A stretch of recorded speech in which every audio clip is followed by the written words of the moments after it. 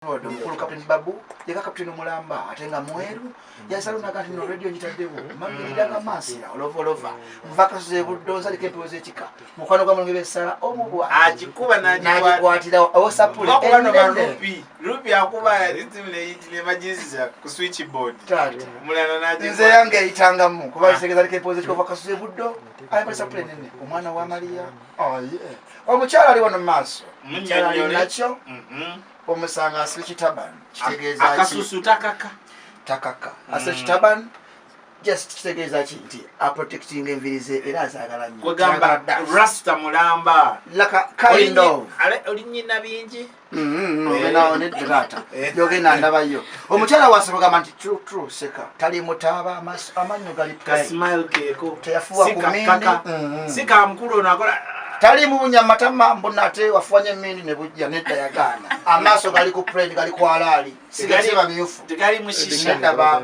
wadde netabo muganda aya madebu earring buli nomo buli okaje buli do oyo gwe bayita jewelry ayamba le galubindi tazambadde abalaza de kugundi ku jumper ya black plain black obojifunya solo kusako kyo yagala kusako bakifananyi kyo bacha mama wo bakyani yene go feelings okubanga oyagala era omukyala omulaba oti ali nakyo talina ko makeup n'engala tekuliko wadde n'akatono wadde ne lip gloss bw'omulaba oti kituufu she's truly an African lady bw'omulaba omukyala atuukiridde gwogamba nti kituufu tambula ogende n'abantu banagamba ki ye muntu gwo sengawo oba mama wo gwe yakutuma yono omukyala gw'otwala n'okola emirimu sente ne ziba nga zijja buzi talina kisiraani wa mukisa ye mukyala gw'otunako n'agamba nti akutunuulira n'agamba either akwagadde oba either not tatalaga feesi ye tasalawo ali wakati yawo ye mukyala asobola aswaza abakyala abalala asobola okukwata mu nsawo nagamba nti tinda mbikoledde nja bikolera saba kyoyagala naye muzikirize nga nze pa alikepoze kika to introduce to you the one and only the beautiful one even though people say beautiful we much kozesa but she's beautiful allow me mu matuga mmwe bakweko omukyalo wakabi omukyalo ayimba nogamba ulira nakazeko omayiza atadekendise nange nina wanene akazeko nkawulira masavu mere gwatuliriza if you don't know Metro FM weli studio ze sawa zineno ngotemanyi studio zisangibwawe kiri mu studio Fireborn Fire oba bagende ku YouTube channel yakasavu kanyama oba enkola ya video byonna bigenda kugenda buli kimu kyowulye sawa zineno wano ogenda kiraba omukyala bannange munzikirize aliko empewo z'ekika mukwano gwa mungebe sala omubwati n'agikwatirawo omwana wa Maria yambala sapula ennene munzikirize amanya agampeebwa bakubeko omukyalo ono ayimba n'ogamba sijja mutwala nnyo ku saidi ya mukulu oli kubanga sikyagala ye mukyala muyimbi a super talented lady allow me on 1 and 2 and 3 to give you the beautiful mama acting no kasoke sumulule busikintu on 1 no lindako on 3 2 1 0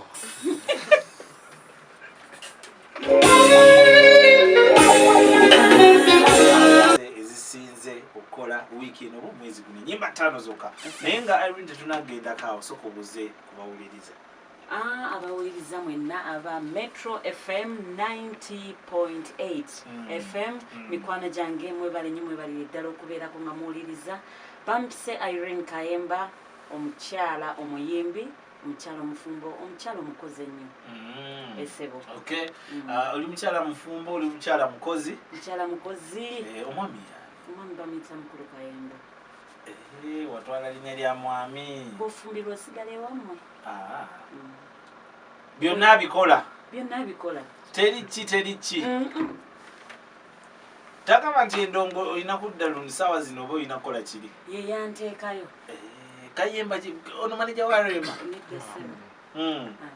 ayimba bamuyita omukulu Kayemba Abdulaziz rupe omumanyi musudani tomanyi Kayemba oyo semumanyi buli Kayemba abeera wa ndongo ono wa businessman kubanga twaliko wano omukyala gweta Anja the Diva nga alina omukulu bbaawe naye nga yamugana okuyingira mu ndongo ate nga naye bbaawe eriko ku bintu by'endongo nina mugamba nedda ebyendongo sibyagala obigendemu nnyo bijja kuwugula odde mu ABCD g'omukulu ate buli naseeka mulamba Abdul Aziz Kayemba wuyo omukyala bamuyita Irene Kayemba nkiteyaga oli mukristaayo oli muki kiraka kikwatagana kitya? Okay. Nazalibwa mu famire ey'Abakatoliki nenfumbirwa mu famire ey'Abasiraamu. Omukyala bw'afumbirwa akola ki? Akyuka. So erinnya lyange ery'ekisiraamu bampita Farida naye olw'okuba nti nazaalibwa mu Bukatoliki. Naam. Mamirira. So Irene kitandika kitya? Kijja kitya mu ndongo olabikanga endongo togiyingidde ati early stage ow'emyaka emitojo giyingidde emyaka omuntu gyayinza okugamba nti asose kukola najja mu music kitandika kitya? Okusookera ddala mikwano gyange nazaalibwa mu famire eya music. Mama wange yali muyimbi mu church e Kasaka. Tata wange yali muyimbi ono apanishinga akuwa ekibonerezo agamba yimirira wali ng'okoze ensobi yimirira ali onyimbira akayimba ka Fire Lutaya. By that time yeyalika ennyo. So bwe nvaawo nenzira ku point number 2 nasoma performing arts. Makerere. A degree in performing arts. Nenvaawo nembeera nga njagala music ng'omuntu. So obudde ne butuuka ne mpulira nga mbutuufu nsobola okikola ki? Okikola naye nga kyonna kyava ku mwami wange. Ntegeeza wa music wakamala mbanga ki? Mwaka gumu. So 1 year down the road. Music ono ng'omugyamu omuntu agamba negomba gundi tunulira gundi ani akusikiriza? Nze njawukanakokko negomba buli muyimbi ali ku market mbuuza lwaki. Tombuuziza. Wenyini aweebuuziza.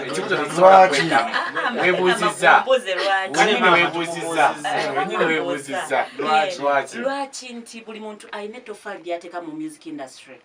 Bw'omwegombako ekibi kyokka oba bw'omwegombako ekirungi kitegeeza oba tosobola kukola ki? Balansinga. Yes, olina ky'omwegombako. Kirungi ki Fresh Daddy kyali? Fresh Daddy si Fresh Kid. Fresh Daddy. Nedda lindako kansookere kwoli. Fresh Kid mwana muto ku myaka gye tewali expecting nze kyakola ki? Kyakola. Okubeera that jjukira akulidde mu ghetto style talina that exposure n'abeera ng'asobola okikola ki? Okikola. Then Fresh Daddy okujjako naye okubeera nga ali determined. Omanye ekigambo determination kizibu okufuna. Omuntu yenna osobola omugamba jangu okole kino naye olw'okuba tali determined kimulema okukola ki? So determination ye wadde owulira kino ne kiri asiga cutex asikola naye alemerako. Irene, mu mwaka guno gwomaze mu ndongo muno temuli asaba n'agaba tonabifunako? Asaba n'agaba kinnyonnyole. Laka mubeemu abantu abagala skonto akuyitemuko okumamirira okuzanya endongo eyo okwokya amasi. Ekyo kinene taata. Byonna byemwogedde okujjako okunyumirwa nti engeri gyekifulumye mu kamwa. Tobitegedde? Sibitegeera. Okay, kale Adamu ne Eva ekibala ekya Eden tebakusaba nko kibala akuzanya. Mukwano gwange mbagambye ndi mukyala mufumbo. Ate omukyala nanti tulabye abakyala bafumbo bangi ng'asaba n'agaba. Ndi mukweteeka mu category yogenda okuntegeera mu bulungi. Omukyala omufumbo eye amanyi nti mufumbo kubanga sisuubira nti omufumbo omutuufu amanyi nti mufumbo asobola okugenda ku kyoyogedde. So nze Irene sikikola era sifunangako. Irene, musical aspects akayimba ketungidde ne kawaka kaisa batya? Omusajja nabaki akokubiri ke kano ke kwasoko kola dam studio akasookera ddala kali Better Country style yali kyeyo era naye yali reggae style. So then akaddako wano ngoza serious business ne tudda ku kakeeka waliwo kankinemu kalimu abasoga kankinemu ndoza kamaanyi then ne waddawa then yanyiridde. So faze zenyimba so katugenda so katufune endala bbiri kasavu kanyama katimi nnyo wano tukomewo ongera okutanya nga mukulu yeteekateeka okuba nga atuwa naye ennyimba ze etaano zagamba nti ze zimusingidde ku wiiki eno. Omuntu atakumanyi munnyonnyola Irene Kayemba yani? Irene Kayemba mukyala omukozi. Irene Kayemba mukyala ayina ekisa ekyobufumbo twakitegedde era twajeyo era sinakiddamu Irene Kayemba bw'oba omuwuliriza mukyala ayina ekisa awelcominga buli muntu esebo musically imba style ti musically nze as of now okusinziira ku group entwala oba team entwala bwe bagamba Irene come and try this here I go in for it. Kambuze Irene. Mpulira nnyo style y'olusoga biki oli musoga? Nita mukwano siri musoga ndi mukyala muganda azaalibwa kano Migomba. Ki kikwagaza olusoga? Bw'otunira nnyo bw'oyingira mu music industry ekigambo music it's more of a way of communicating. So buli wofuna opportunity ng'osobola okuyimba oluyimba mu lulimi lwonna obeera olina obeera olina ekigambo ky'omugambye in one word the other. People have tried it. Look, the likes of Irene Nambili yayimba Olufalansa ne luyitira awo Kamiro n'agezaako Olukongo baani bagezezzaako. Do you think it's the right path okubeera nga oyitira mu lusoga? Lwaki nayitirako mu lusoga is because nabeera nnyo mu performing arts obeeramu nti wesanga nti ojja kulira olusoga owulira Onyankole owulire ki you never know n'ekyo ojja kumpulira nga ndeese lulala. Okay. Birulyayo ki by'olina byogamba nti I feel like by the end of next year I want to be here kino because kati gwe engeri gy'osomye endongo ogimanyi not so? Esebo ebiruubirirwa byange ekisookera ddala ku inspiring ba mothers mulimu omuntu ng'alina talent naye olw'okuba nti yazaalako n'agaana eri industry yeetaaga mu baana bato bokka oba okitegeera then ekirala kwe kuba nti omuntu asobola okwekkiririzaamu njagala nnyo abantu bawulire Irene akikoze why not me. Wayingira mu ndongo ki kyolowooza ekiraakinga mu industry what is going wrong in industry and your music in Uganda? Pozi kyenaaligambyeko buli industry ebeera ne challenge. Ng'ovudde ku byonna esebo kyenjagala Uganda gwe nga gwe omuyimbi because nkikubuuza because wasoma ebya music ki kyolowooza ekigoing wrong and twetaaga okukitereeza because oli muyimbi o inspiring abantu wetwe tukyogerako I think abantu baba basobola okiwuliriza nega Irene ayina kyayogera tukikyuse let's wake up. Kyenaalyogeddeko nti ebiseera ebisinga mu music industry yaffe oyingiramu tebakuwa hampo time okufuna ekyo ekituufu olw'ensonga nti bafaani no for example oyingidde mu studio bw'oba tolina studio gwe ng'omuntu olw'okuba ssente zeetaagisa okuba ng'ogenda mu studio eyo gye waligenzeemu tebakuwa kye balina kukola ki kukuwa bw'otunira ku omuntu eyaliyingidde n'akolako vocal training tasobola kikola because ekyo kimuhindalinga okikola ki okikola so eyo problem y'amaanyi nnyo. Irene musical career eno gy'oyingidde abantu bajja n'ebiruubi eby'enjawulo ssente olabika ng'ozirina omwami olabika ng'omulina businessman so olabika nga woba toyimba nga sinaleeta kibuzo kyokola ki ebirala andi marketeer mu bulangulanga bisigadde nedda ssebo nyina marketing agency bagiyita Kids Marketing Agency n'omuvuga gwe bayita gundi yaŋŋamba ate okukolera obulamu omuyita Isaiah ina studio ena Masulu Isaiah akola animations takolera nze akolera company gyenkolera naye nga gwesi ewa company abantu ekintu okuliretinga ku kyembadde nzija nti music olabika nga toli bubi nti olina ne ttiimu manyi muntu waba yakajja omuyimbi nga talina ssente ttiimu togiraba tebakulimba e Kampala ttiimu togiraba olina ttiimu biruubirwa ki ebikulese mu ndongo? Ebiruubirirwa ekisookera ddala kwe kuba nga nsobola okuba nga kyendowooza nsobola oki-airinga out abantu ne bakiwulira bwe ŋŋamba nti nja kuyimba ku bakyala ku love ku politics embeera gye tulimu na buli kimu so kijja kunyamba nnyo okuba nti abantu bakikola ki bakifuna. So abantu balina ekintu kye bakwekuusaako bakutunuulira okuba nti gwe ne Bobi Wine ani mukulu oba Bobi Wine omuyita otya? Ekirungi ontunuulidde gw'olaba nze ne Bobi Wine ani mukulu olabika gwe mukulu abakazi bakuuma emyaka abakazi emyaka gyabwe gitegeera olina gitegeera nga bamuteekayo wali either ba plus or minus 5 kati Bobi mwana muto muto kuggwe esebo mama yomu tata yomu Esebo. okay so nze ndowooza omuntu ojja mutera ku kati oli ku ki oli ku people power oli ku wera Obeera gwe nze ndi people power naye gwe obeera gwe ng'oli muganda wo okola otya gundi ono omukyala wa FDC Lindako. bawe we nali Example yino. ow'embaale omukulu kanyamira bebe cool Esebo. tata we Watala. Anti wabeerawo qualities Tetitanganoonyereza nnyo. ono omuntu I think sina mbali waliwo omukyala wamuyita Salamu Musumba mukyala wa Kamuli because oli Isaac Isanga Musumba kuba nasomero eyo n'amasaga manyiyo so Isaac Isanga Musumba wanyale mu neskoda agikwata ono teyalina qualities ezimumaking ono okola ki okumuwagira yamulabamukko ebituli ekitegeeza mu bufumo bwabwe esebo bulimu ekibulamu awo mubisigadde walezo amasavu ne politics kibulamu eri wansi kiri masavu kiri masavu tuwesoko tuwe nyimba zo 5 enyimba zange 5 oluyimba olusooka Radax Vibes olupya mu family ya Bobby Wine oba Ghetto Gladiator mpazi nsaba kuwabula si family ya Bobby Wine mu family ya Kyagulanyi mu family eyo oyo gwe ninamu omukisa yatayina gamu mu nsawo Dax Vibes gwe musanga mpaye sente abasigadde alina omutima namuvugisa emmotoka ku bwerere wadde buli video shoot gyemberako eyiye nga behind the scene akunyiga epesa byotasuubira Bobby Wine akola video shoot ziri musanvu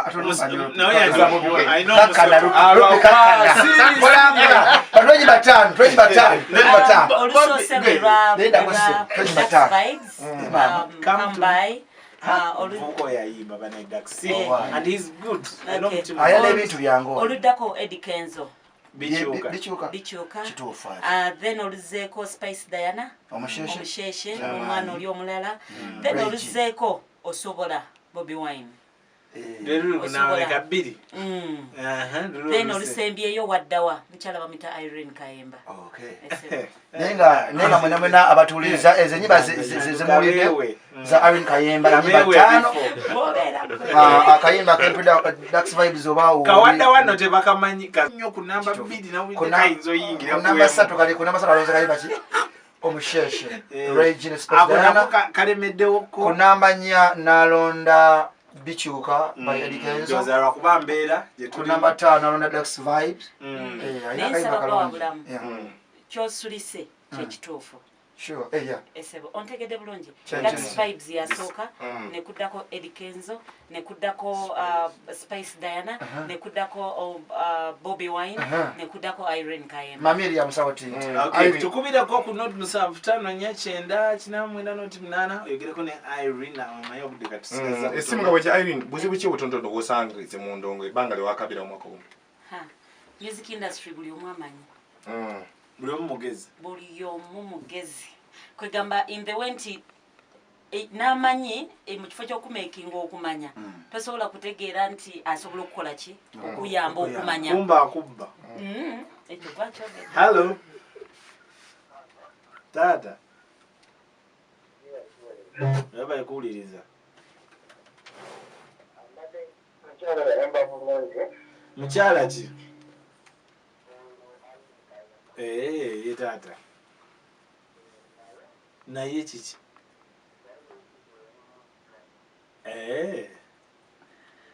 wabaddeyo mu meeting wali muguni ku saa ya Queen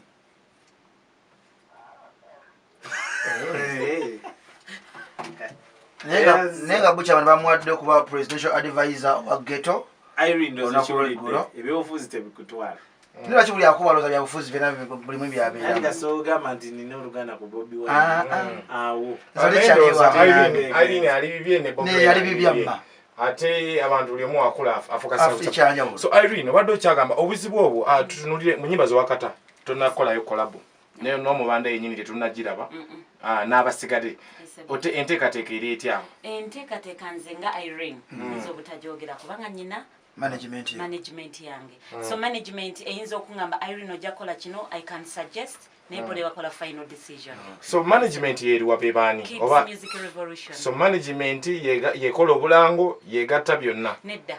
Waliwo Kids Marketing Agency jenkolera. Kids Music Gamba Revolution. jendi CEO. Wabona yazagala okukusa. Gamba jendi CEO. Jenkolera. Then Kids Music Revolution. Ye management entwala mu. Kids chigwayo kitya? Kids, it's KIBZ cushioning brand. Yes, with Kete sastani kakayemba. Nedda mkwano. Ate ayi. Omuntu abina. Irene, ani akwaleka music wo? Twinaba in-house writers. Mulimu Waswa, Kasolo, Dick. Kasolo Dick. Ninya ndyagadde. Kasolo Dick. Eyakafa. Mu Luganda Kasolo, mu Luzungu Dick. Nomwami bamuyita Caesar. Kasolo Dick. Kasolo Dick yawandika nyimba. Irene, Kasolo Dick yawandika nyimba. Wanji? Kasolo Dick yawandika nyimba. Nga begambye in-house writers batula nga betutudde wano betwogera. Buli omu n'aleeta kyaleese ne tutula, buli omu n'afuna vibe eyiye ne tugatta, then we come up with something. Naye woba omulabye Kasolo, big omugamba nti mutumidde. Ate Waswa. Omulongo tomwagala. Manyi nnyo Dick Kasolo. Owa Jamie Kaucha mbali jala kwalika oluyimba. Amina. Jala kwalika oluyimba kubanga oyina touch. Ayi twagala kudduka. Nga tudduka Irene obako obusembayo eri abantu.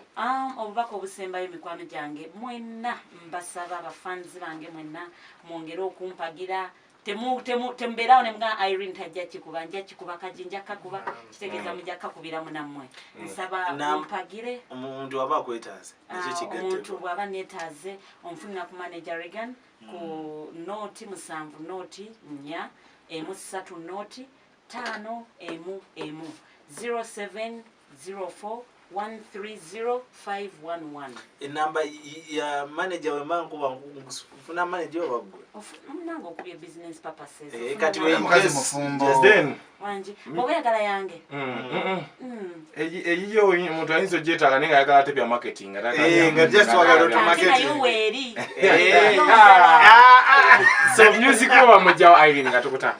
Platform team is musical. Social media platforms Irene Kayemba, YouTube Irene Kayemba, Twitter Irene Kayemba, buli wamu Irene Kayemba. Akayimba kakapya batu bakagala bakayitani. Yanyiridde. Omwami Kayemba yanyiridde. Omwana yanyiridde nanyikize. Teka okakayemba, teka okakayemba. Kayemba yanyiridde nanyikize. Amamirira.